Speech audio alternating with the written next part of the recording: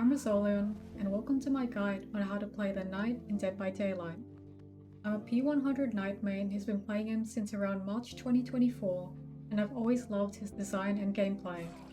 I wanted to make this guide to compile everything I know about this killer into one video, and to help other players that want to learn him or improve.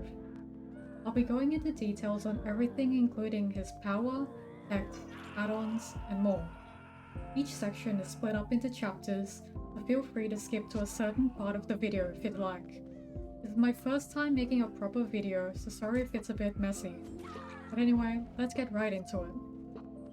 First off, the Knight is a killer with average height, standard movement speed, and a standard terror radius of 32 meters.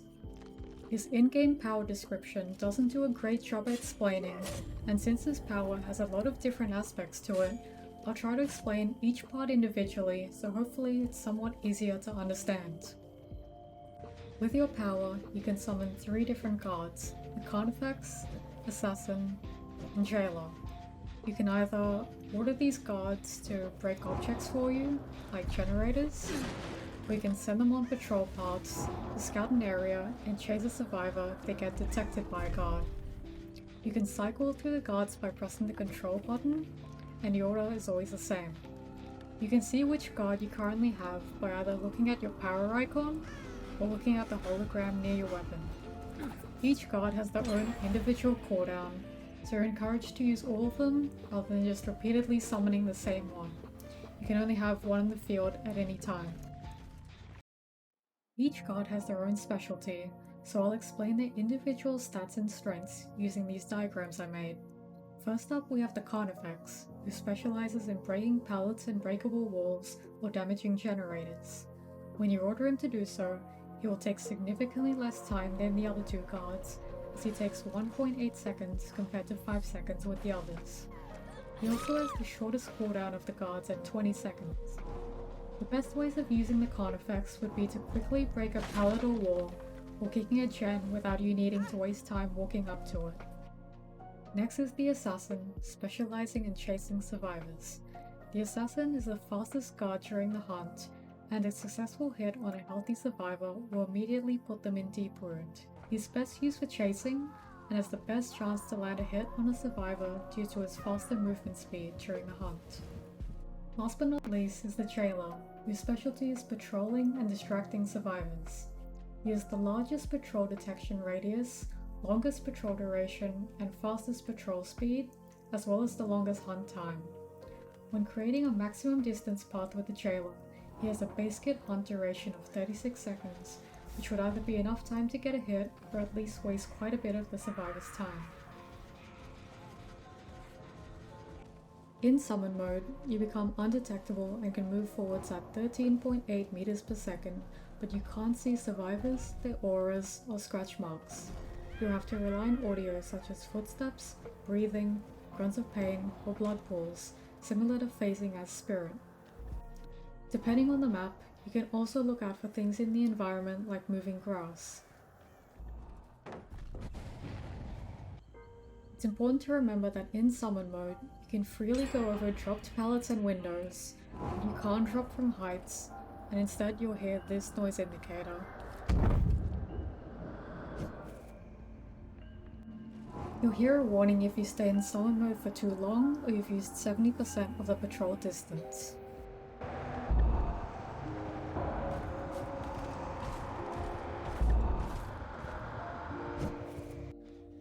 Entering summon mode will make a green orb which signifies your current location.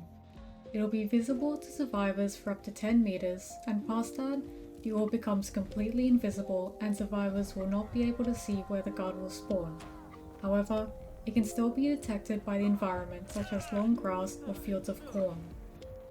With base kit, the patrol path can be up to 32 meters long and can be ended early by either pressing M2 again for a shorter path, assigning a break order, or cancelling the summon by pressing Control.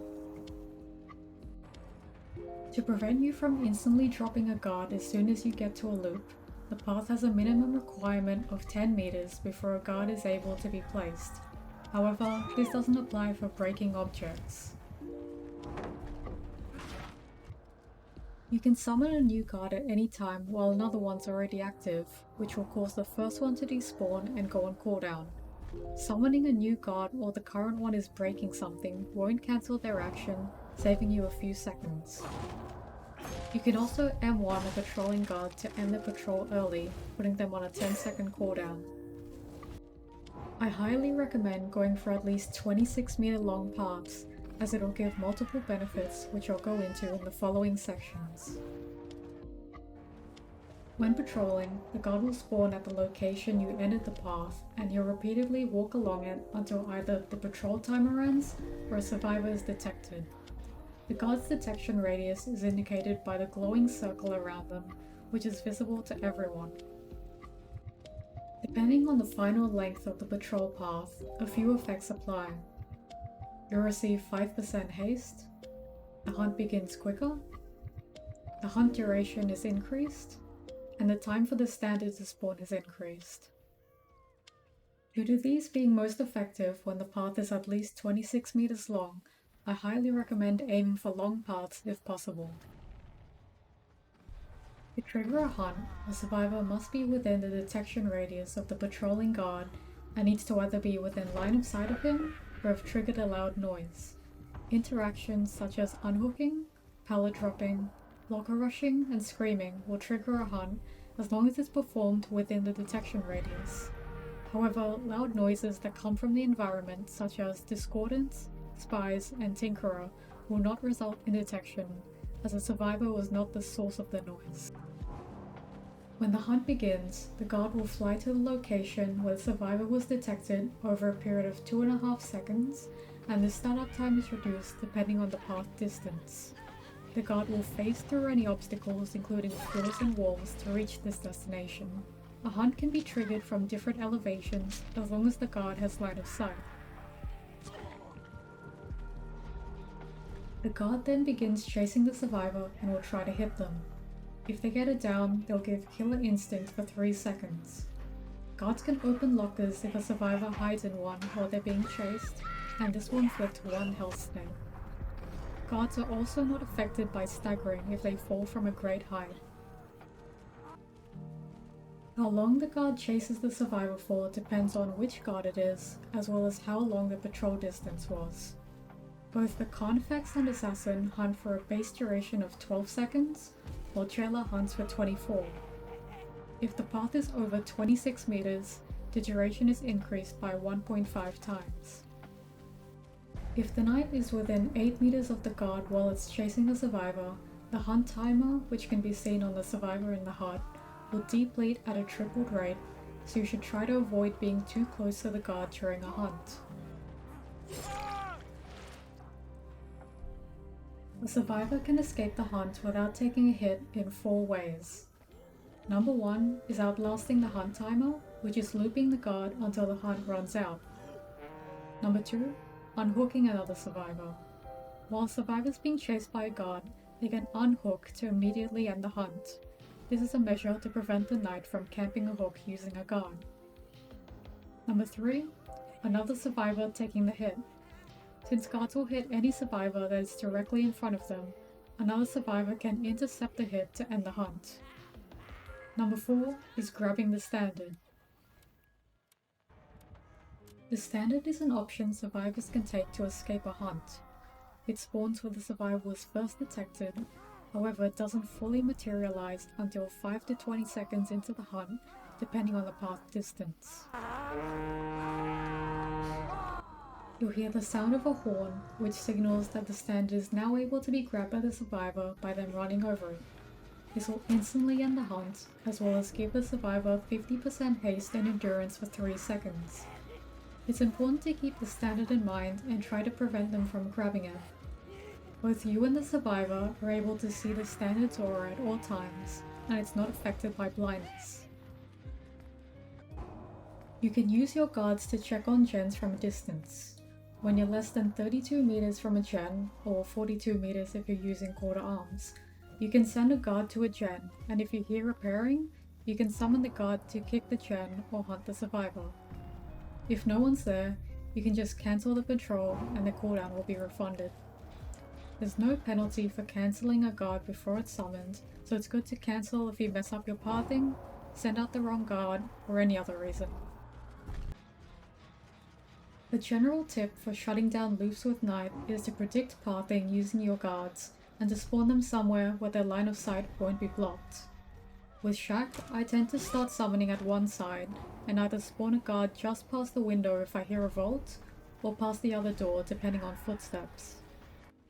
The same thing applies for stuff like TNL walls, and depending on the situation, you have to decide if it's worth the time to make a long path, or one just long enough to shut down the loop. Keep the proximity penalty in mind, staying far away enough from the guard, and using its aura to approach the survivor from the other side if possible. An important thing to note is that you shouldn't camp a hook using a guard, since unhooking immediately gets rid of the hunt and puts the guard on cooldown. However, you can guarantee a hunt by placing one at the beginning of the unhook animation. You'll have to focus on the visuals or audio of the unhooking before placing the guard, who will then immediately begin chasing whoever performed the unhook. You can also use your power to see or listen if survivors are healing under the hook. If you're on a map with multiple floors such as Gideon, Midwich, or Forgotten Ruins, you can put a guard directly above or underneath the hook, and an unhook will trigger the hunt regardless of the difference in floors. Guards cannot follow survivors through portals and will just despawn and go on cooldown. Securing is a term I use when you're placing a guard to lock down an area, usually when a survivor's downed at a pallet or an open area where a save could happen. If you anticipate something like DS, background player, or power struggle, you can make a path around the location to guarantee a hunt if you do get stuck. Double taps or two taps refer to quickly downing a survivor after a guard lands the first hit, which can be rare to pull off after a rework, but it's definitely still possible. By being directly on top of the survivor as they're about to be hit by the guard, you can quickly get an M1 before they're able to run away using the speed boost from getting hit.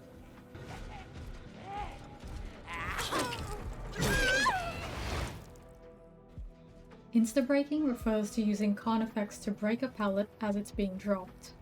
By looking out for the survivor's pallet drop animation, or even anticipating the drop, you can order him to break the pallet even before it's finished dropping, which allows you to follow up with an easy hit. This requires a clear path in between you and the pallet for the summon guard prompt to appear, and you'll only have a few frames to pull this off if you want it done extremely quickly. If you try and predict the drop but it doesn't happen, you can just cancel and save Carnifex for the next time. Since its release, and maybe even PTB, there's a bug where you can get pallet stunned in your power if your camera is close enough to the pallet to get stunned. This will put that guard on its 10-second cooldown even if it didn't get summoned. If you order a guard to break a pallet, they'll be unable to vault it. It can be done mid-vault animation and it'll cancel the vault, trapping the survivor on your side of the pallet. I recommend doing this with either Assassin or Jailer, since their longer break times allow you more time to catch up to the survivor, but it can also be done with the Carnifex if you're close enough.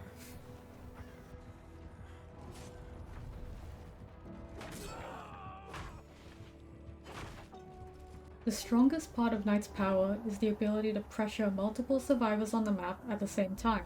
Whether you decide to use your guards to prevent survivors from doing gens, or you use them for zoning during chases, you're not really restricted to one specific playstyle due to the versatility of the guards. As you get experience and memorize the strengths and cooldowns of each guard, you'll learn to effectively shut down loops and get better at creating map pressure. This is my opinion on how useful all of his add-ons are, and I'll explain the placement of each one going by their ranking. The first one is Quarter Arms, which I never take off. The extra path speed on top of the distance increase makes this add-on a must-have, and you probably wouldn't want to take it off. Horsemeat is another one of his best options, and it increases the hunt time of all guards by 4 seconds. This can allow the guards a bit more time to get a hit, or stall the survivor for longer. Though this add-on seems a bit niche, Airy Banner is one of my favorites. The first effect blocks any windows your path goes through for 25 seconds for all survivors, which can easily shut down some strong loops like Shack and most mains. Any window that's vaulted by a hunted survivor will also be blocked until the hunt ends.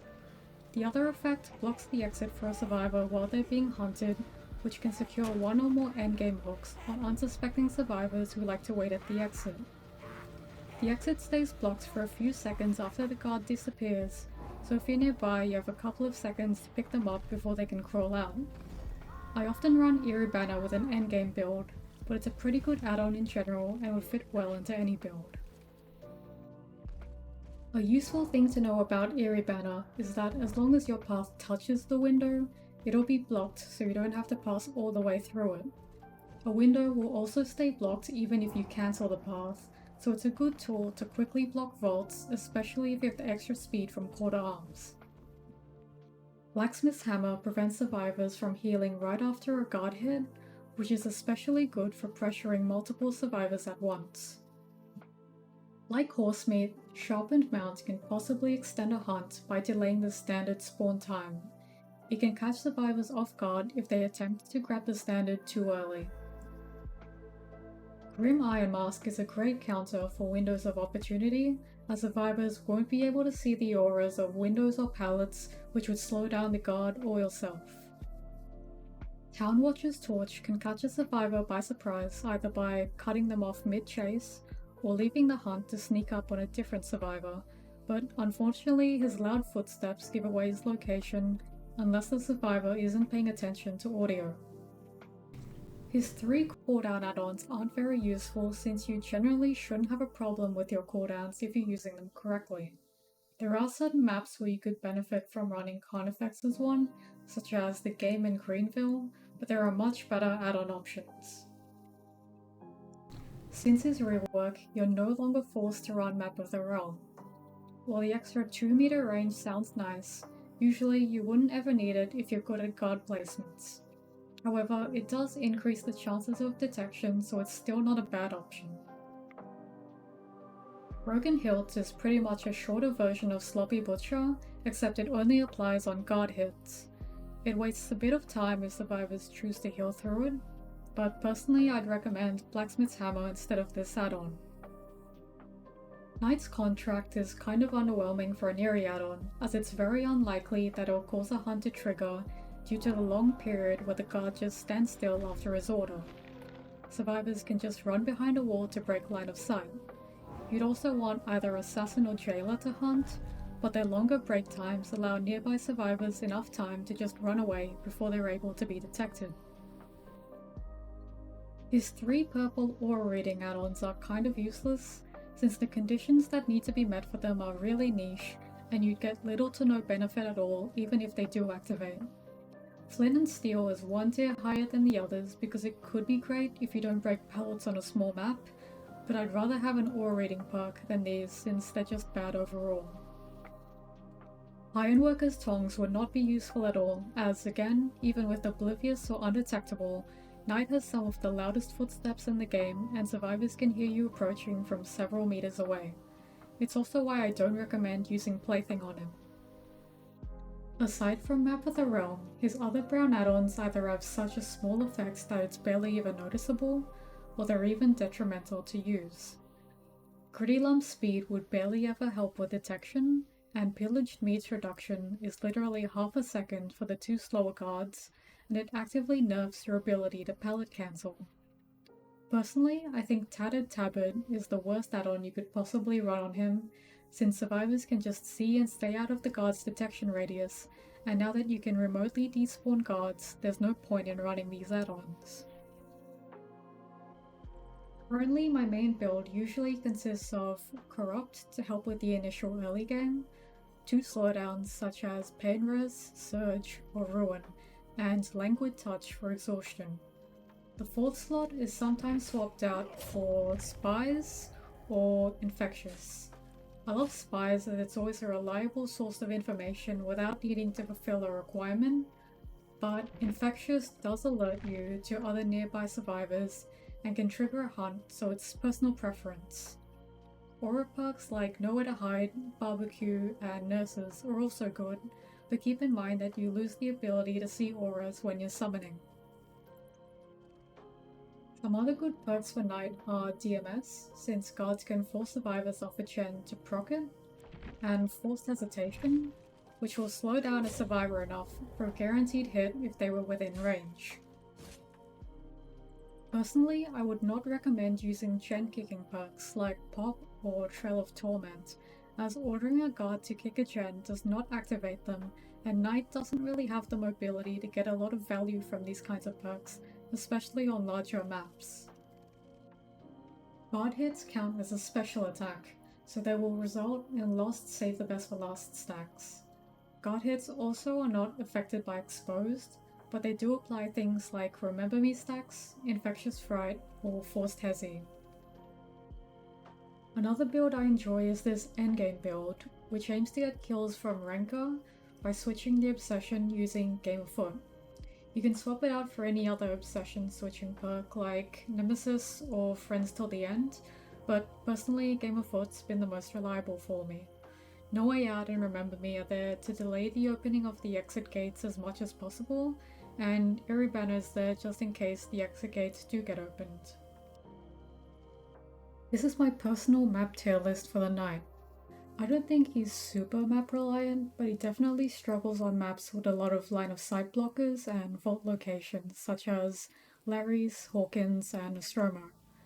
Personally, I love Cold Wind, Cold Tower, and Dead Dog Saloon, since they're all generally small open maps and guards can shut down buildings like Main and Shack quite easily. Gideon is also great since there's barely any ways to slow down guards due to the lack of windows. The maps in the lower tiers are ones most killers can struggle with, so I think it's less of a killer specific issue and more of a map design issue. Although this guide is mainly focused on how to play the Knight, I wanted to include this section of how to play against him, since it's also useful to know how a survivor can effectively counter him. It's good to make your movement unpredictable so the Knight has a harder time tracking you in summon mode. You can walk, crouch, run to an area with multiple paths, or run perks like Light-Footed or Iron Will to make yourself difficult to track. Avoid being in the guard's line of sight and don't perform any loud actions while in the guard's radius unless you have to.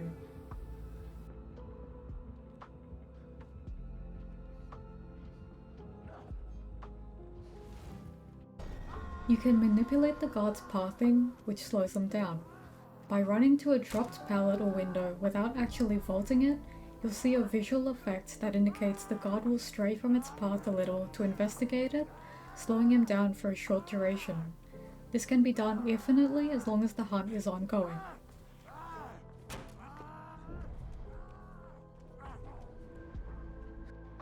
You can also pre-drop a pallet when there's enough distance between you and the guard. This will result in the guard recalculating its path and taking the long way around the dropped pallet instead of phasing through it like it normally would. In certain places, this will force the guard to run a marathon just to reach the other side of the pallet. In this clip, Jailer was forced to drop down since there was no other way around the pallet.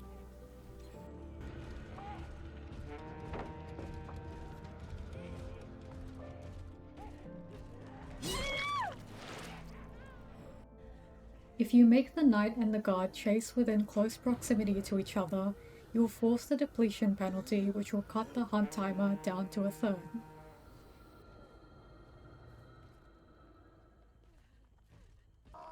Lastly, we have the standard, which can be grabbed during the hunt after you hear the horn sound. In addition to ending the hunt, don't forget about the haste and endurance it gives you. And that wraps up my guide.